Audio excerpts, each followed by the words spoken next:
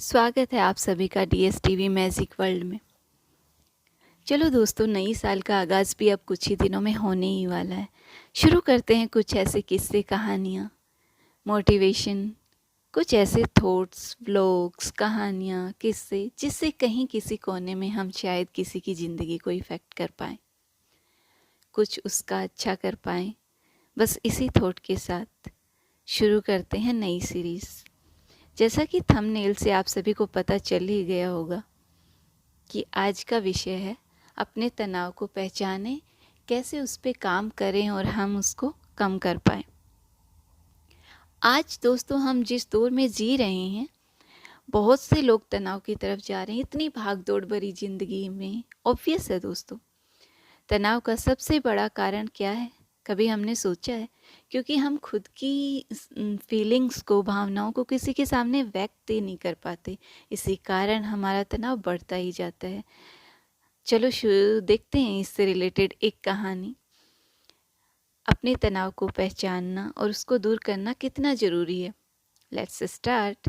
आज की कहानी का विषय है अपने तनाव को पहचानो। इसका मेन जो कैरेक्टर है दोस्तों, उसका नाम अजय है। एक लड़का जो बहुत ही कम बात करता था। सभी को यही लगता था कि कम बात करना उसका नेचर है। कुछ हद तक ये उसका नेचर था भी, because he is a introvert person. लेकिन असल में उसके कम बात करने का कारण ये था कि वो ज़्यादा लोगों से मेलजोल नहीं रख पाता था। इसी कारण वो खुद ही लोगों से दूर होने लगा था। उसके जीवन में ऐसा कुछ भी नहीं था जो उसे एक्साइटमेंट दे, कुछ ऐसा एक्साइटेड फीलिंग लाए उसकी लाइफ में कि मैं ये करूँगा तो मुझे क्या अच्छा लगेगा, क्या फीलिंग्स होगी। वो सब इसके बारे में सोचता ही नहीं था। धीरे धीरे उसका अकेलापन और उदासी बढ़ती गई। अब उसका काम से भी मन हटने लगा। वो जितना भी काम करता ऐसा लगता उसके लिए एक मजबूरी है। वो बहुत कुछ सीखना चाहता था, लेकिन उसके अंदर हिम्मत ही नहीं थी कुछ नया सीखने की। उसे गाना सुनना और गाना गाना बहुत पसंद था, लेकिन धीरे धीरे उसका ये शौक भी कम हो गया। उसे चारों तरफ निराशा दिखती थी। दुनिया की कोई भी चीज़ उसे उत्साहित नहीं कर पाती थी। लेकिन सबसे खतरनाक बात क्या थी दोस्तों? ये सब उसको नॉर्मल लग रहा था।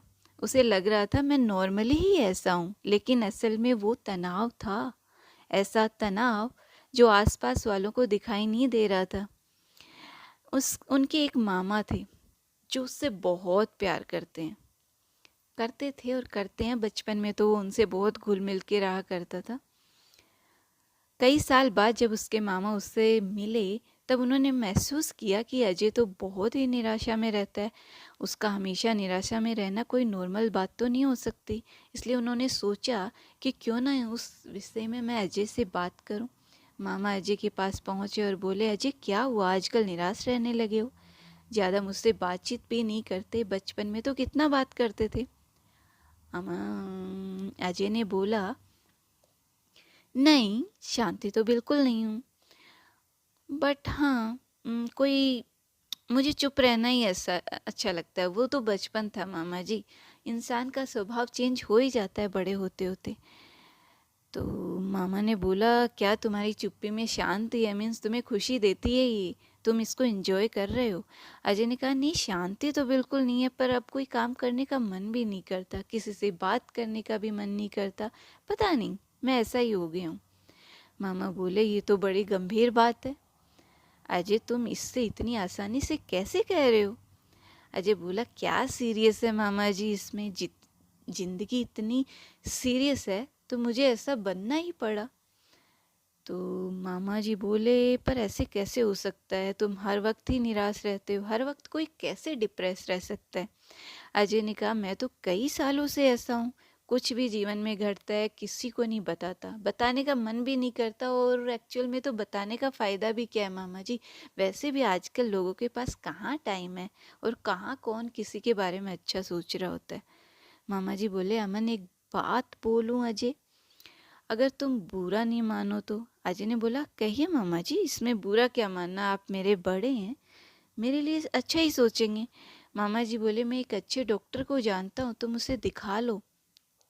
अजय ने बोला, मामा जी कैसी बात कर रहे हो, मैं बीमार थोड़ी हूँ।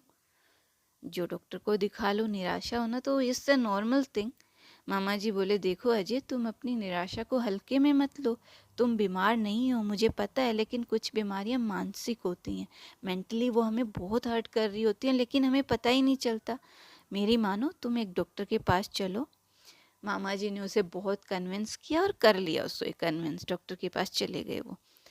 डॉक्टर ने बोला, अजय, तुम्हें घबराने की कोई ज़रूरत नहीं है। मैं तुमसे कुछ पूछूंगा, बस तुम्हें साफ साफ और सही सही जवाब देना है।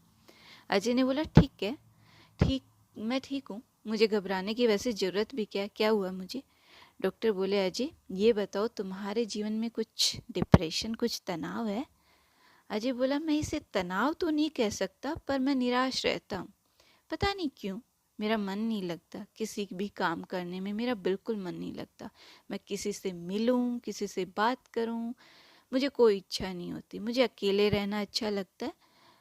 अकेले में मैं बहुत परेशान रहता हूँ, लेकिन उसके बाद भी मुझे ठीक है, मुझे अकेले ही रहना है। डॉक्टर बोले, अजय, तुम्हें तनाव है, तुम डिप्रेशन में हो। गहरी निराशा तनाव का एक कारण होता है, जिसे ये निराशा लग जाती है, फिर वो अपने जीवन से ऊब जाता है। तुम्हें भी जीवन से उबासी हो गई है, एक तरह से, मतलब उबाऊपन हो गया है। तुम्हें ज़िंदगी में कुछ ऐसा नहीं मिला जो तुमने चाहा था, या फिर तुम एफर्ट करते करते थक गए हो। इस थकान के कारण ऐसी ज़िंदगी जी रहे हो। अजय बोला, डॉक्टर साहब, क्या सचमुच मुझे तनाव हो गया है? वो भी सीरियस हो गया एक टाइम पे कि सब कह रहे हैं, डॉक्टर भी कह रहे हैं, तो कुछ तो सच्चाई होगी इसमें। डॉक्टर बोले, हाँ अजय, तुम्हें तनाव है, घबराने की कोई बात नहीं। सबसे पहले तो अपनी बातों को सबसे शेयर करना सीखो। जो तुम्हारा सबसे अच्छा दोस्त है, करीबी है, उनसे मिलो जुलो। काम में इन्वॉल्व करो अपने आप को। चीज़ों से तुम अपना तनाव कम कर पाओगे। बाकी अगर कुछ मेडिसिन्स की ज़रूरत हुई तो वो तुम्हें मैं दे दूँगा। अजय बोला, हाँ डॉक्टर साहब, आप ठीक कह रहे हैं, मुझे खुद को बदलना चाहिए, मैं खुद को बदल नहीं पाता। जीवन के 4-5 साल ऐसे ही चले गए, मेरे लिए अब कुछ बचा ही नहीं, लेकिन आज आपने मुझे समझा दिया, मैं कोशिश करूँगा। अजय ने डॉक्टर की सलाह मानी और धीरे धीरे तनाव से बाहर निकलना शुरू किया। दोस्तों, ये कहानी हमें बताती है, हमारे भीतर जो हो रहा है उसे पहचानना बहुत ज़रूरी है। कभी कभी ऐसा होता है, हम लंबे वक्त से तनाव में होते हैं, लेकिन ये हमें सामान्य लगता है। इसलिए इन बातों को सामान्य ना माने, लोगों से बात करें और अपनी मदद करें। दोस्तों, ये कहानी सबसे शेयर